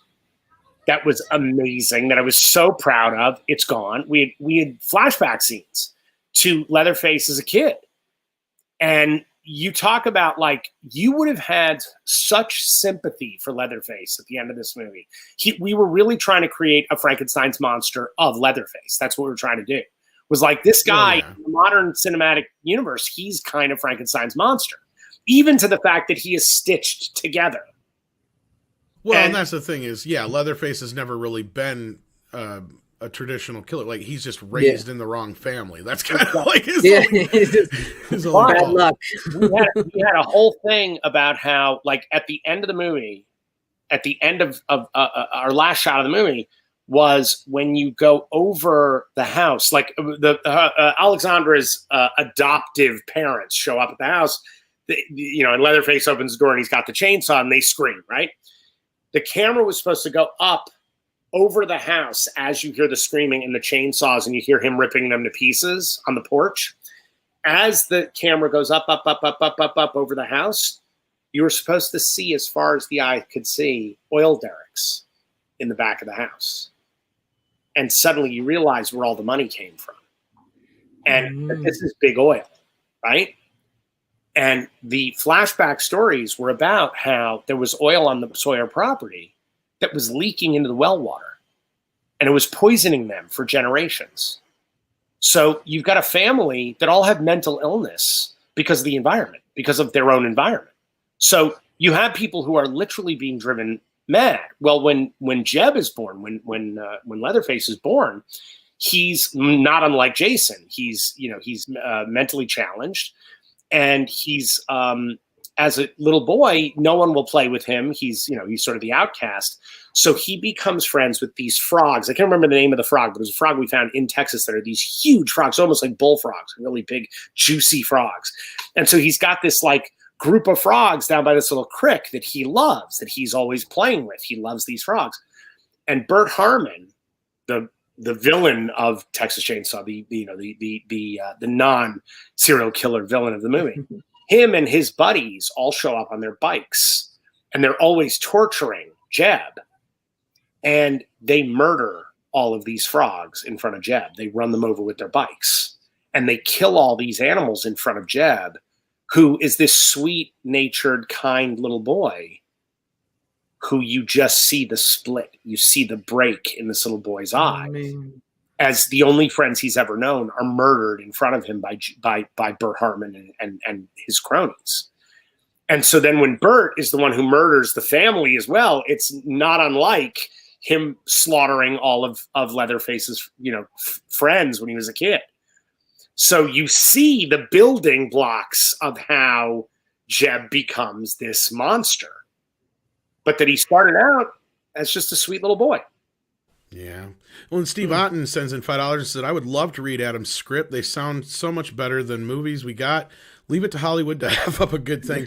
Maybe that's something you should look into, Adam, is I don't know how, I mean, maybe in a writing form, it might be easier to get the rights for you to release like your unproduced script or something like that someday. That'd be amazing to read. Yeah. Thanks, dude. Thank you. Yeah.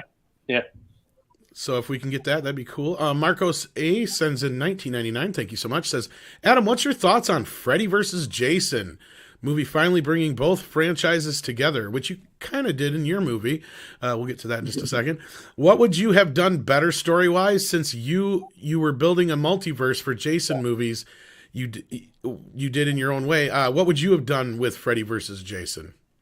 Well, I had pitched what Freddy versus Jason would have been to New Line. This was right before Ted Turner came in and bought New Line Cinema. I had a deal at New Line. I had a 3-picture deal at New Line, which got canceled once Ted Turner bought the studio and said no more horror movies. And all of us who were in the horror division sort of got shown the door. And here's the thing. The movie that I pitched was Jason in Hell. The movie opened in a in a boiler room, in one of Freddy's boiler rooms, right? So Freddy is stalking a teenager, usual opening of a nightmare movie, and suddenly a big fist comes in and punches Freddy right in the face just before he's about to make the kill. And the teenager that Freddy has grabbed hold of tries to like skitter away and becomes like this like demon looking thing skittering away, right? So it's not a teenager at all anymore. And now you see Jason standing there. Jason and Freddy start, beating the shit out of each other, cutting each other up, this whole thing. And suddenly you hear the floor underneath them start to break and pull apart. And you realize both of these guys are in hell. That it's Hell's assassin, Hell's two greatest assassins in hell. And that they can't keep them off of each other in hell. So that the decision has been made that Freddy and Jason will go back to the earthly plane. And whichever one of them can kill the unkillable, that guy will stay on the earthly plane, and the other one will be sent to hell forever. And the unkillable is Nancy and Tommy. Wow. And the only person that and my idea was, I said, I think the person protecting them is the only person we've ever met in these universes who have all the answers. And that's Creighton Duke. So Creighton Duke in a badass back brace is the one who comes and finds Tommy and Nancy and tells them, you got to run. And it becomes this movie about Freddy and Jason chasing the unkillable. And in the meantime, a lot of people get in the way. And of course, they're racking up points as they're fucking murdering all these people along the way. But the fun of it is that you are rooting for these heroes, not for the villains. And it became this battle royale between Freddy and Jason for the souls of the franchise's greatest heroes. So that was my concept for the movie. And they dug that. We were talking about that for quite a bit, and then Ted Turner came in and bought out New Line. So that was my thought. Look, my thoughts on the movie as it stands. I think there was almost too much thinking that went into it. I also think that when you hire a director who's never seen a Friday the 13th movie to direct Friday the 13th movie, I think that's disconcerting.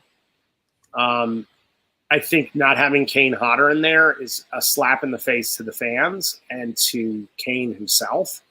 Do I think it's got a lot of cool action sequences? Fuck yeah.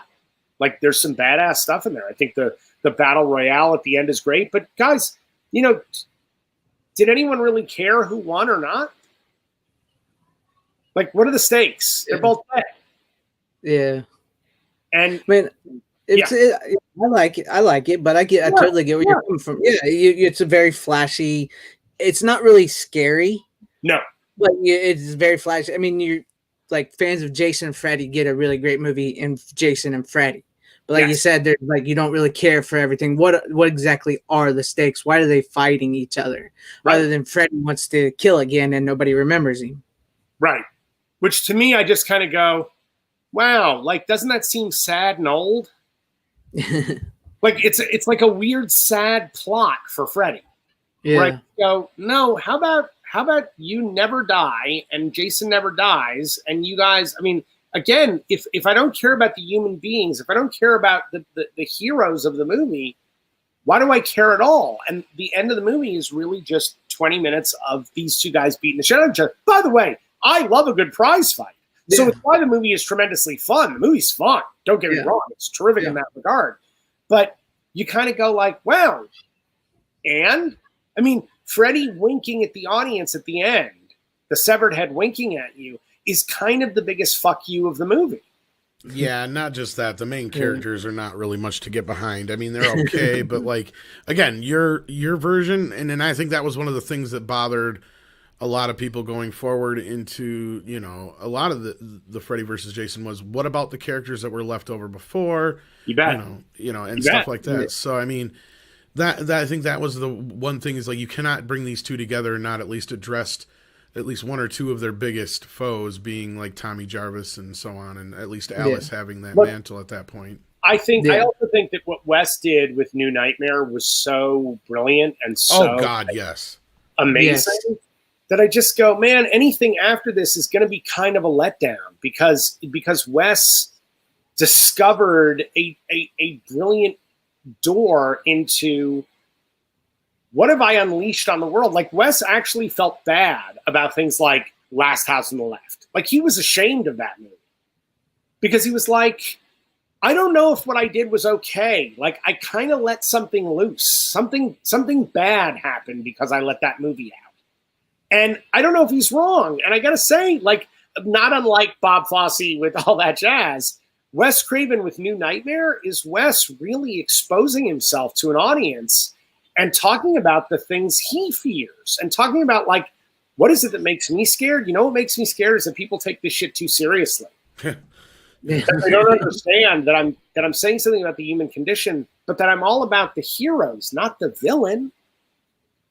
But we work with the villains. Right. And a big inspiration for New Nightmare was just how his films had affected not just him, but the actors' lives and, you know, all that kind of stuff. And we're crawling close to 2 hours here. And I originally only asked you to be on for about an hour. So I thank you so much for your time that we've had so far. But before we do go, I want to plug Hearts of Darkness again. This is something, like I said, I'm so freaking excited about. I love making of documentaries, and especially when, you know, they're made outside of the studio, because then you know you're not going to get any bullshit. Yeah, you get the truth. So, like, tell us right offhand, like, what is your overall plan for this? What can we hope to see in this? Give us your pitch, man. Well, look, my pitch is best said, I think, in the trailer. Yeah, the trailer's great, which I might show you before we go here. But thank you, dude. Thank you. Yeah, I cut that before we started.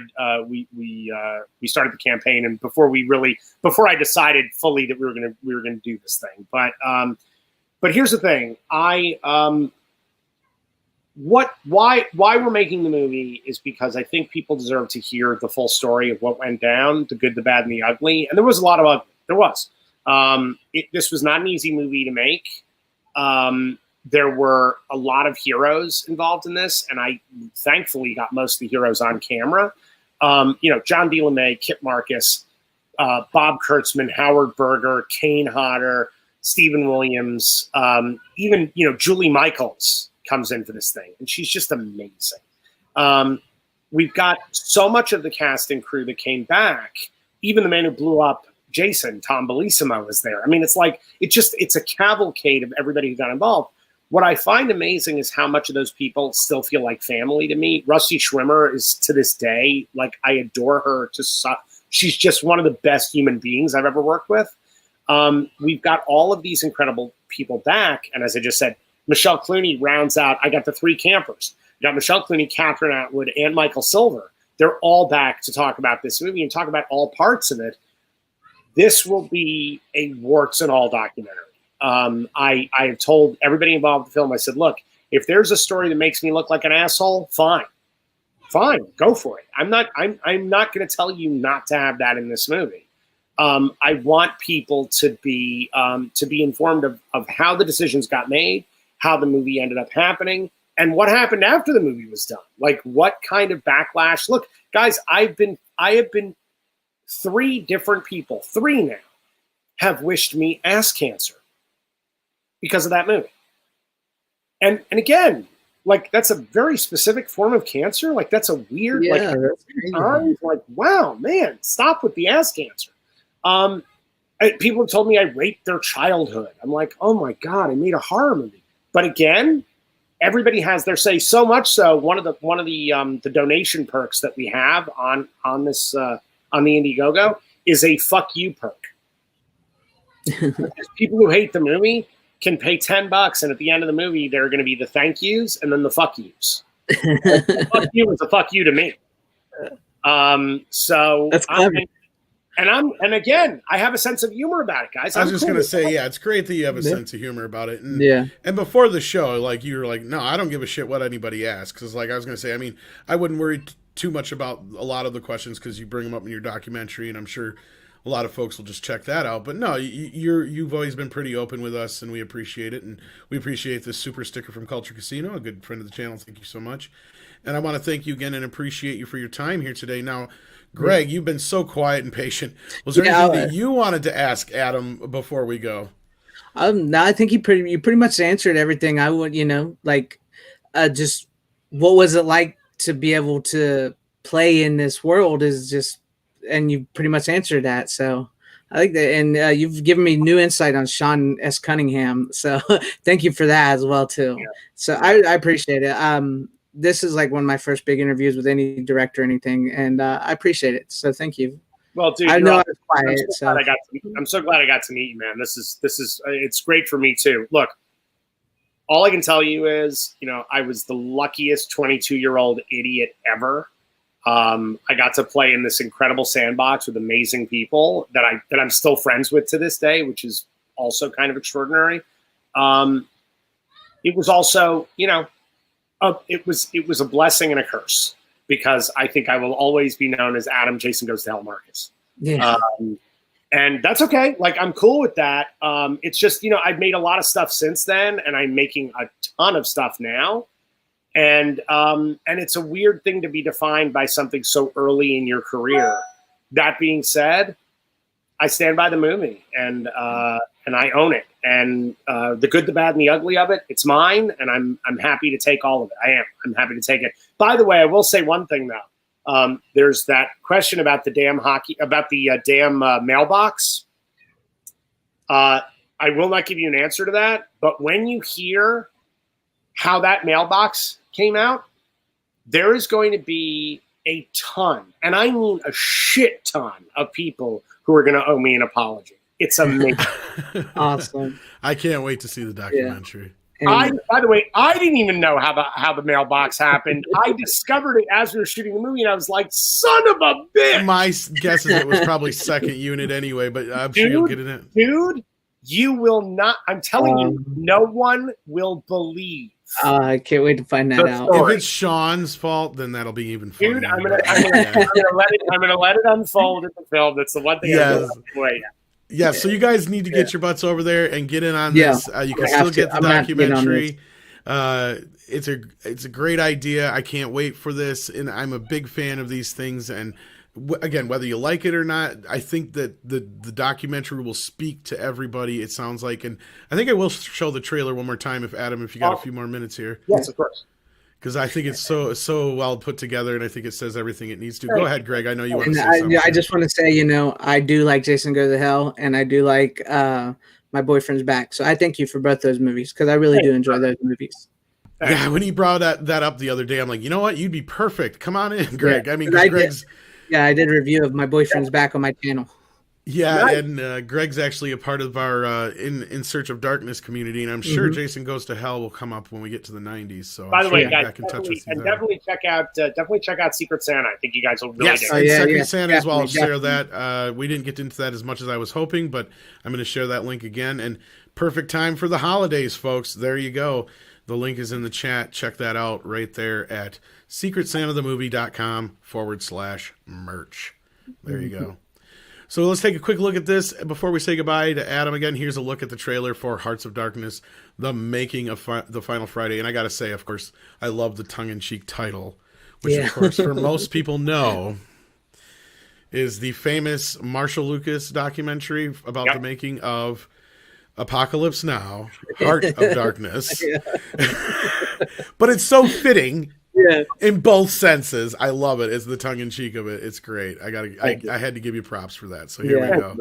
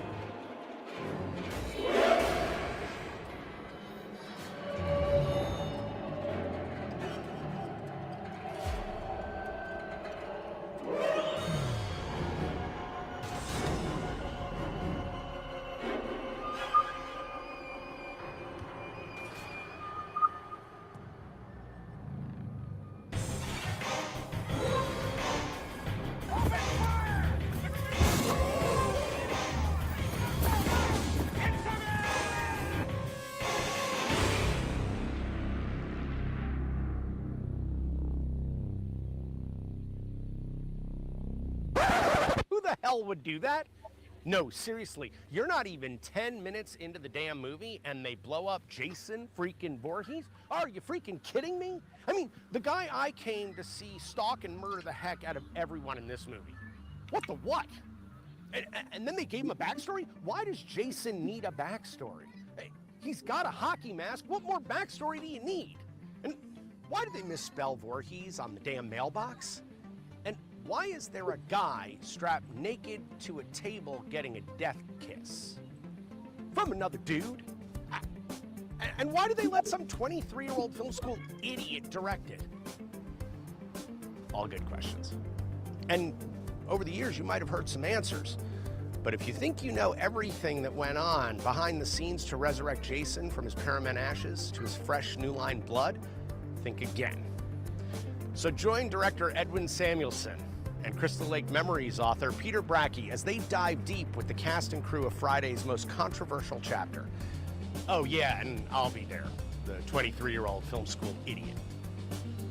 Because it's time I give it to you straight about Jason. Goes to hell. This is Hearts of Darkness, the making of the final Friday.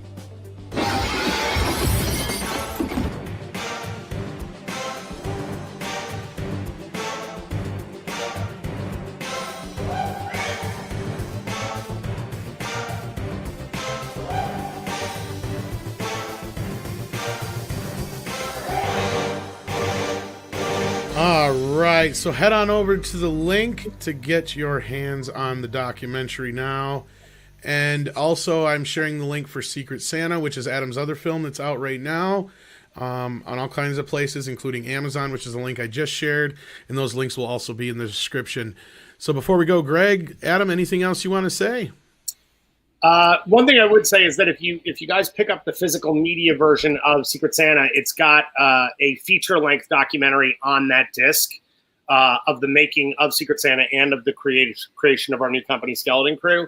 And I highly recommend that documentary as well. It's really fun, and it's also kind of gives a little more of what we're doing as a company and sort of our inclusiveness of new filmmakers and finding new voices. And so it's a really cool doc. So I do recommend the physical version of the media. I'm a huge lover of all physical media, so I always try to promote that anyway. Yeah, so huge physical media collector right here. Our Blu-ray is so great out. It's so beautiful, and so I would recommend that. But it is available for VOD. So for people who they don't collect anymore and they don't buy physical media, I totally get it. I want people to have a chance to be able to see the movie. All right, Greg, it looked like you had one more thing to say. No, I check out my channel, Fanscene. It's called Fanscene Vids. Check me out. I do a lot of movie reviews and stuff there. I'm a huge physical media collector. I'm totally into stuff like this, like Jason Goes to Hell. And Adam, you're awesome. I appreciate it. All right, and I'll definitely get your link as well before we go, so I can get that in the description. And I know I should have it here ready, but I was not prepared as always. But no, thanks again. Thanks again, Adam. I appreciate your time, and I'm sure we'll have you back at some point again in the near future, especially when the documentary comes out. I'm sure we'll want to talk about that as well. So everybody who joined us out there, thank you so much for the super chats, and thank you for watching. Hit that like button. Please subscribe if you haven't already. Check out Fanzine's channel. And until next time, take care, everybody.